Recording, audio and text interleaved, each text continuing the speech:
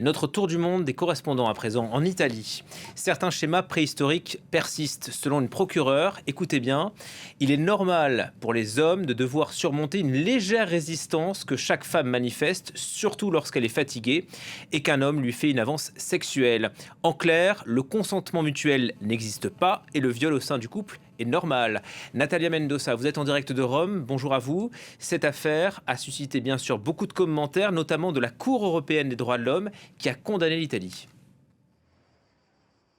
Effectivement, la Cour européenne des droits de l'homme conteste la manière dont la justice italienne a traité la plainte de la victime, cette femme de nationalité française installée dans le sud de l'Italie. Elle avait dénoncé en 2021 des viols répétés, des violences conjugales, des menaces de mort de la part de son conjoint. La procureure chargée du dossier demande un classement sans suite, estimant, je cite, qu'il est normal qu'un homme doive parfois vaincre la résistance d'une femme fatiguée pour avoir un rapport sexuel. Elle qualifie même une menace au couteau de mauvaise plaisanterie. Je cite, la Cour européenne des droits de l'homme estime que ces propos relèvent de stéréotypes sexistes et qu'ils ont conduit à une victimisation secondaire de la victime. La Cour condamne l'Italie à verser 60 000 € à la victime et à ses enfants. Entre-temps, un autre magistrat a repris le dossier. L'homme a été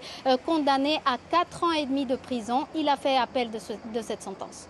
Cette affaire, plus globalement, plus largement, Natalia, est-ce qu'elle est révélatrice d'un problème plus large dans la société italienne ? Oui, sans doute cette affaire met en lumière un problème culturel majeur. Le sexisme en Italie est répandu et profondément enraciné. Les violences sexistes sont souvent banalisées. Les associations féministes dénoncent le fait que souvent les victimes sont malmenées, maltraitées pendant les procès judiciaires. Cela décourage beaucoup de femmes de porter plainte. Il faut savoir qu'ici en Italie, les universités publiques ne prévoient pas de formation spécifique concernant les particularités de ces crimes de violence faites aux femmes.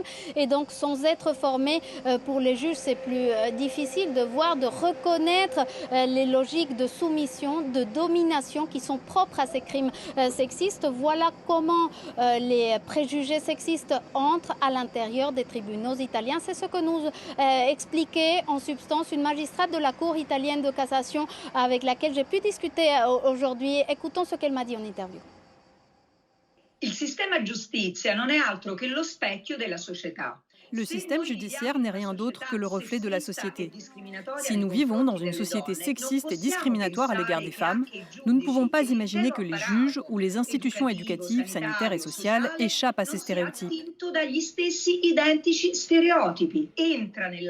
Le sexisme entre dans les salles d'audience et peut influencer l'impartialité des juges en Italie et dans le monde,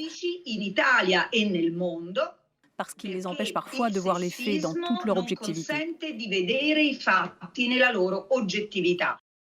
Natalia, une dernière question. Est-ce que l'arrivée au pouvoir de Giorgia Meloni a changé la situation des femmes en Italie ? Alors, il faut distinguer deux choses. Cette affaire, déjà, elle remonte à 2021, donc c'est avant l'arrivée de Giorgia Meloni. On ne peut donc pas lui attribuer un quelconque lien avec cette décision. Le sexisme existait bien avant l'arrivée de Giorgia Meloni au pouvoir. Et on peut dire par contre que depuis le début... Ah. On ne vous entend plus, Natalia. Ah. Non, petit problème de son. Bon, eh ben merci, en tout cas Natalia Mendoza, de nous avoir rapporté cette étrange, très étrange affaire qui fait polémique en Italie. Et on comprend bien pourquoi